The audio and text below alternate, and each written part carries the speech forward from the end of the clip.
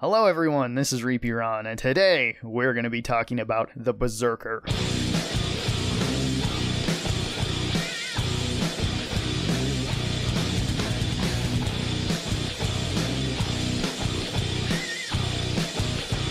Woo, is this class fun! The Berserker is the tank of the group, and at the lower difficulties of this game is probably the closest thing to a god that's available in this game. The Berserker has the ability to fight off almost anything in a one-on-one situation, has a ton of sustain for survivability, and usually has the ability to just run away from a fight if they don't want it. And if all else fails and you manage to get cornered, just take whatever weapon you got from the Home Depot garden and yard tool section and just start swinging away. The first weapon that you start with is the Crowbow, a weird shovel crowbar hybrid. It's so satisfying when the Crowbow just makes this noise. Aside from the Crowbow, you are also given a 9mm pistol and a lawnmower blade. The lawnmower blade is actually pretty close to being useless for you, as almost all of your primary weapons do its job just better. But the 9mm can be pretty useful. Early on you can use it to take care of bloats. Later on you can use it to take care of husks if you don't feel comfortable getting close to them, as they are going to be your biggest threat. Anyway, back to the Crowbow. The Crowbow manages to be a decent all-around weapon. It has pretty good stats, solid damage, a good damage reduction when blocking or parrying, and best of all, it's free. The Crowbow can upgrade 4 times, reaching a respectable 85% bonus damage from what it starts out as, at the cost of an extra 4 weight. Now, moving on from the Crowbow, we'll move to the Tier 2 weapons. And there are 3 Tier 2 weapons. I'm only going to be talking about 2 of them right now, as the third one I will explain later. It's the most recently added weapon, called the Road Redeemer. Now, let's take a look at the other 2 Tier 2 weapons. Those weapons being the Katana and the Nail Gun. We'll look at the Katana first. Overall, the Katana is honestly just a better version of the Crowbow. It's faster, it has a more variety of attacks that are actually useful, and it has a little bit further reach. Fully upgraded, the Katana gets 60% bonus damage at the cost of 3 more weight. The Katana's heavy attacks honestly aren't that good. They can be used for engaging, but over time, they do seem much slower and much less effective than using light strikes. However, with the Katana's heavy attacks, you can perform a special attack called a draw cut. To perform the draw cut, all you have to do is be switching between weapons, switch to the Katana, and then hold in the heavy attack. This will force you to do a draw cut on your first hit. It'll do the same amount of damage as a heavy cut, but it'll be much faster. After doing your draw attack, normal attacks and stab attacks tend to be much more preferred. The second Tier 2 weapon in the Berserker's arsenal is the Nail Gun. The Nail Gun is actually a cross-perk weapon, meaning that it counts both as a Berserker weapon and a support weapon. It's also the most cost-effective weapon in the entire game besides melee weapons. So it's great for anybody who wants to retire early, move to Florida, hang out on Miami Beach, and just chill. Yep, living the life. Oh, well, what is that? What is that? The nail gun's primary fire is to fire 8 nails at once like a shotgun. Its secondary fire is to fire a single nail. The nails can bounce off the floor, walls, anything else around you, and can bounce multiple times. So it's great for anybody who doesn't like to aim. You can really just point it at your feet, or at the wall, or at the enemy's feet, and it'll do the job. I love this gun. If you upgrade it fully, it gets an additional 40% bonus damage at the cost of 3 additional weight. So overall, pretty solid weapon. Now, moving on to Tier 3 weapons, we have our choices between the Zweihander and the Pulverizer. Let's look at the Zweihander first. The Zweihander is a giant German greatsword with the longest reach out of any melee weapon. This is the weapon for you if you like the Katana, but you really want to be using those heavy attacks. And this thing just really lets you reach out and touch somebody. Just reach out. Just reach out to somebody. Just reach out to them and touch them. Oh, this feels so right. When this weapon is fully upgraded, it gains additional 2 weight and gets 10% bonus damage. The other Tier 3 weapon is the Pulverizer, a shotgun sledgehammer. This sledgehammer holds 5 shots. Man, is that a weird thing to say. The Pulverizer actually attacks at a surprisingly fast speed and does good damage with its light attacks. Then, if you want to amp up the damage, just take a crack at something's head with the heavy attack. Fully upgraded, the Pulverizer also gains 2 additional weight and also gets a 10% bonus damage. This weapon is a strange one for me. On one hand, I really enjoy using this weapon, but on the other, at times this weapon feels somewhat underwhelming. Nevertheless, it is a very, very fun weapon to use. Now, moving on to the fourth and final tier of weapons, we have 3 weapons to choose from. We have the Bone Crusher, the Eviscerator, and the Static Strikers. So let's start out looking at the Bone Crusher. Bone Crusher is a mace, baseball bat, and a sewer cover that costs 1600 dosh. 1600 dosh. Once this weapon is upgraded, it gets 13.5% more damage and gets 1 additional weight added. The Bone Crusher has the highest bash damage in the entire game when swinging that sewer cover. It also blocks the most amount of damage in the game when blocking. This weapon is best for people that like to turtle up and wait for their moment to strike.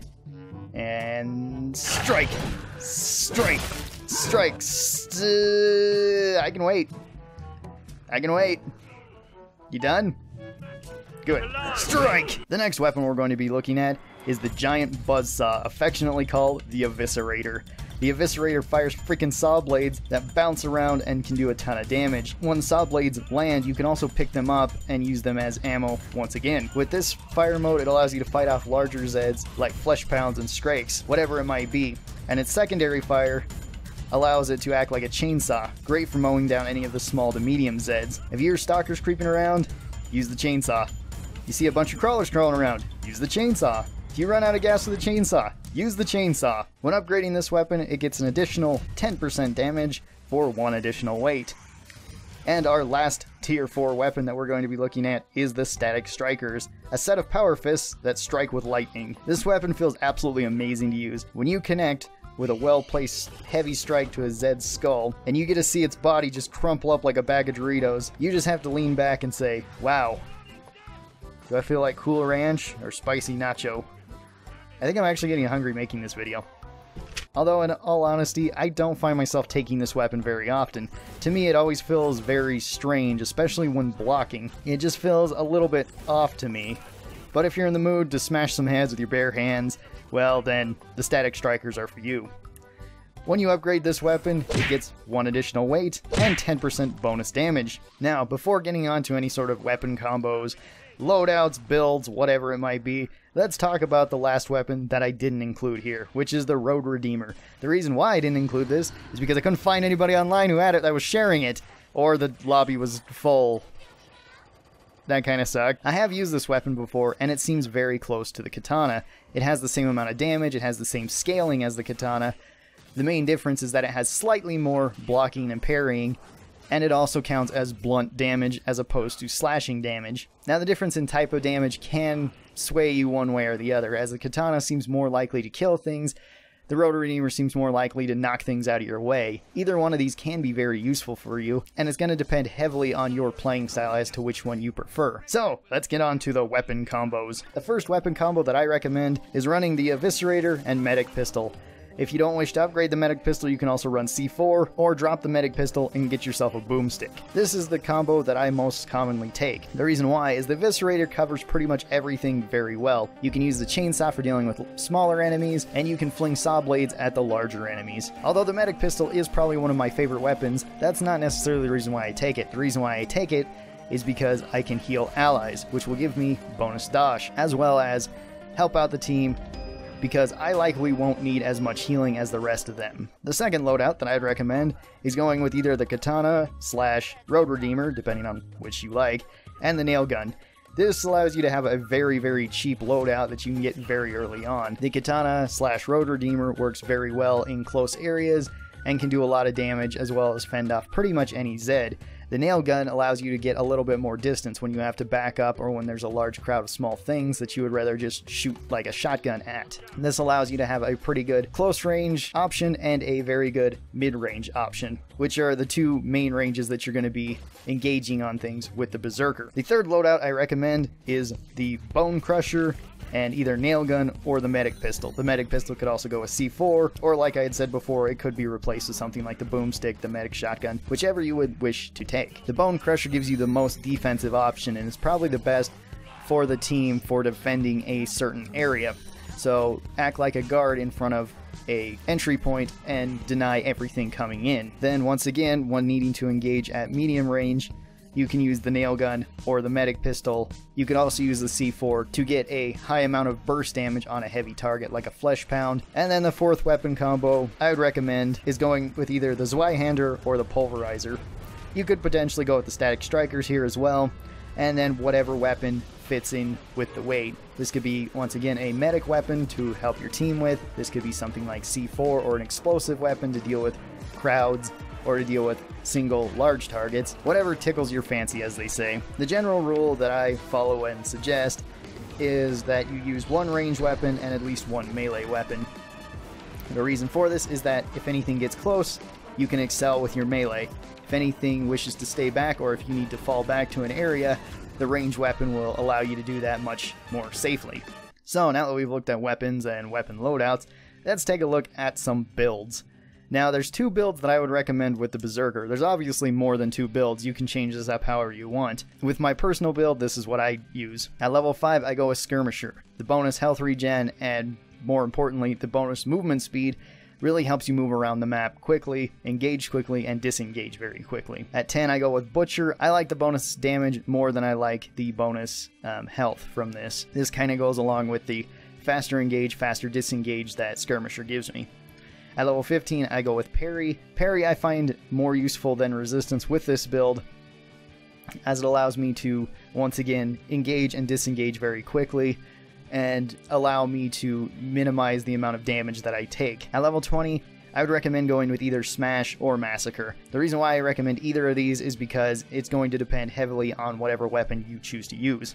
If you're using something like the Katana or the Road Redeemer a lot, then Massacre is going to help you out more than Smash. However, if you're using something like the Pulverizer or the Eviscerator, then Smash is going to be more useful to you. Also, a quick note on the Eviscerator and Smash. One that I wasn't aware of until recently, your saw blades when they connect does not count as a heavy attack, so it doesn't get any bonus heavy damage from that, but it does gain the bonus damage from hitting the head like Smash details. And then at level 25, I go with Spartan. Spartan is very useful to run around the map very quickly, get into better positions when Z time is there, and clear out any of the small enemies for other classes like Demo or like Sharpshooter that can at times have trouble dealing with small fast things when they get close. The second build that I recommend is going a tank build.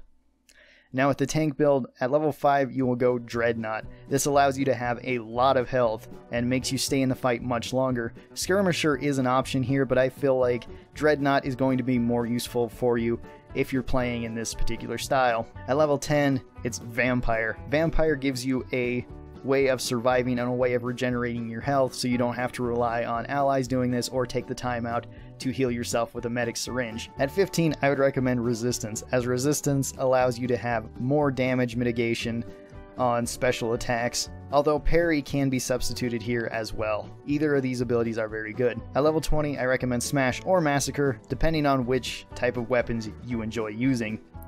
Once again, if you enjoy using weapons like the Pulverizer or the Eviscerator, Smash is going to serve you better. If you enjoy using weapons like the Katana or the Road Redeemer, then Massacre is going to help you more. And then finally at 25, I recommend Berserker's Rage. This allows you to scare off any enemies nearby you, which may be threatening teammates, which will likely be the case as you're going to be tanking most of the damage. It will also allow you to get a huge amount of health back. So if you're getting damaged and this triggers, you're in a much better position. Now, we're going to go on to some tips with the Berserker. The Berserker is honestly a very easy class to learn. Once you get the hang of it and once you get a few levels into it, mainly level 5 and level 10, you start seeing that this class is very, very simple, very easy to learn, and can be very, very effective for the team. The first tip that I recommend for Berserkers that are wishing to get better is that block. Block constantly. This includes blocking doors, blocking areas, and blocking hits. Blocking doors and areas is pretty self-explanatory. Get yourself over there and block that area as best you can.